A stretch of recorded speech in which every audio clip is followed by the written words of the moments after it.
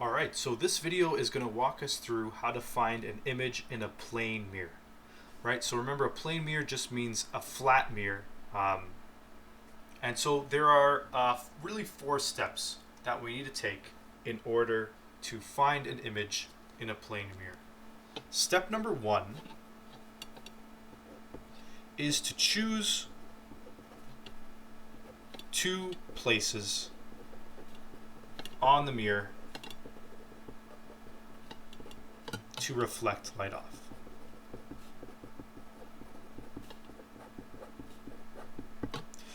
And so it doesn't matter which two, right? So I'm going to choose this point and this point to start us off, right? And I kind of chose those completely arbitrarily, right? There's no reason in particular that I chose these 2 points. It works with any 2 points on the mirror. And so I'm going to be reflecting light off of these points. And so what I'm going to do is start off by putting some normal lines coming off of this mirror at these 2 places that I've chosen.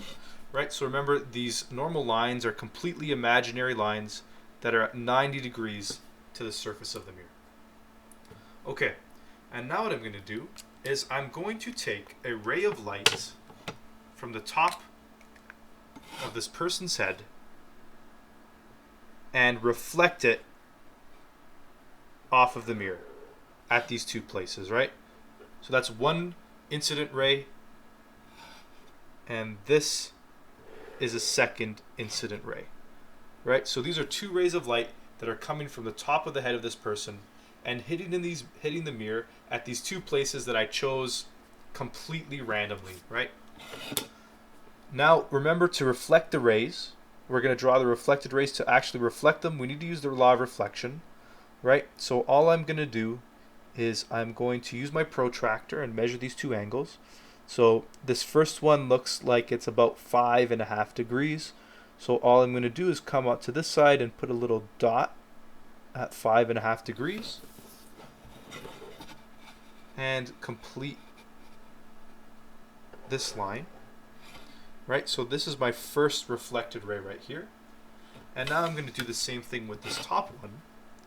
I'm going to go line up my protractor, and this angle looks like it's just under 5 degrees, about 4.5. So I'm going to do the same thing. I'm going to put a little point at 4.5 degrees, which is roughly there. And I'm going to connect my lines. Alright, so these are my 2 reflected rays. So if we look at the steps that we've taken so far, first we chose 2 places off the mirror to reflect light off. Secondly, we drew incident and reflected rays from the top of the object.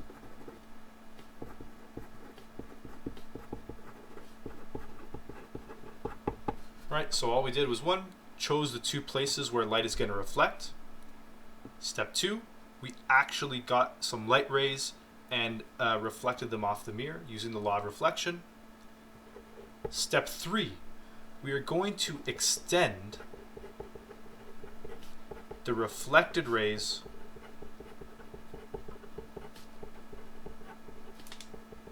into the mirror. Right, so these reflected rays, the ones that are pointing away from the mirror, we are going to bring them back into the mirror, right? And where those 2 lines intersect will tell us where the image is forming. And so when we are bringing these rays back, we're going to be using dotted lines because remember, dotted lines indicate that no light actually exists there. And so let's take our first reflected ray, line it up with our ruler, and just extend that back into the image. And it's good to make them, as long as your page will allow you to, just so that if the cross is really far away, you'll be able to see exactly where it crosses. And we're going to do the same thing with the top one, right? Just line up our ruler and use dotted lines back into the page. All right, so where these two imaginary rays cross, this is the top of our image. All right, now step 4 is do the same for the bottom of the object, right? So we did all these steps for the top of the object. Now we got to do the exact same thing for the bottom of the object. And so, again, we're going to choose 2 spots on our mirror that we're going to reflect light off of.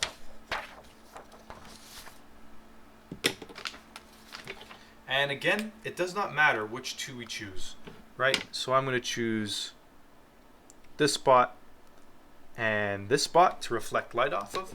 And so I'm going to draw my normal lines so that we can properly do the law of reflection. Again, it doesn't matter. I didn't choose these 2 for any specific reason, right? It can be any 2 spots on the mirror will work. And I'm going to draw my normal line for this bottom one as well. Okay. Now what I'm going to do is I'm going to do the same thing, step 2, right? I'm going to draw some incident rays and I'm going to draw some reflected rays.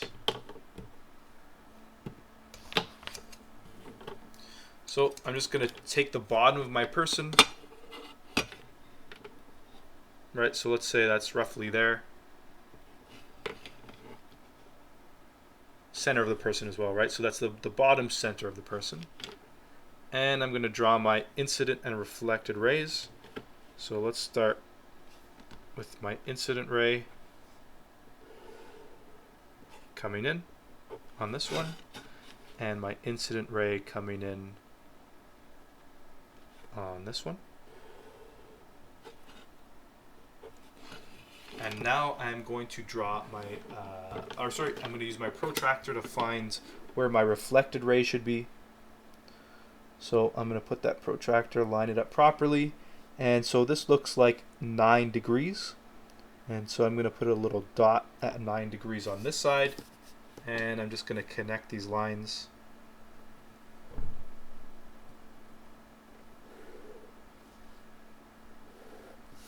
So that's my first reflected ray. And then this one, it looks like it's a really small angle.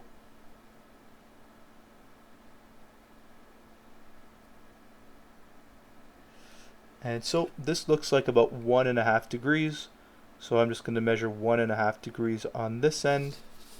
And same thing, I'm going to connect it with my ruler.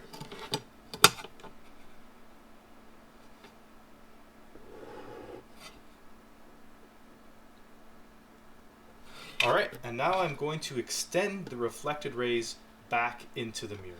Right, so same thing as we did above.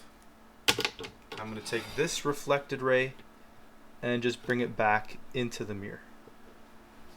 And I'm going to make sure it's lined up properly.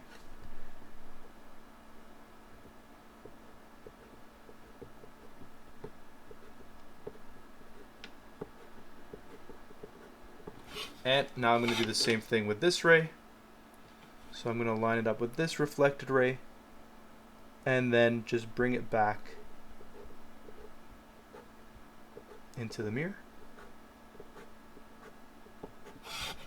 Alright, and so now what we have is where this crosses, we have the bottom of our image. Right, and so then from here you can just kind of sketch as best you can what the image would look like if this was the top and this was the bottom.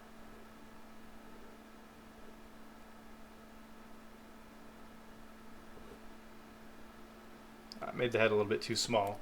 What we should see actually is that, you know, it's roughly the exact same size, right? And so we do see that. And so when we look at the salt of this image, what we find is one, the size is roughly the same, right? Again, I didn't draw this absolutely perfectly, so there's maybe a little bit of a discrepancy, but the size for all plane mirrors is going to be exactly the same. The attitude, it is right way up.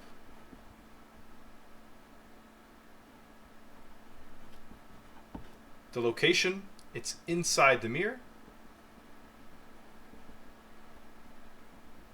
At the same distance from the mirror. And then finally, the type. This is made out of dotted lines. There is not actually real light behind this mirror. And so it is a virtual image. And so what you will find is that all images in plane mirrors have the same salt, right? So no matter what the image is, no matter where the object is, if it's a plane mirror, the salt will always be exactly the same.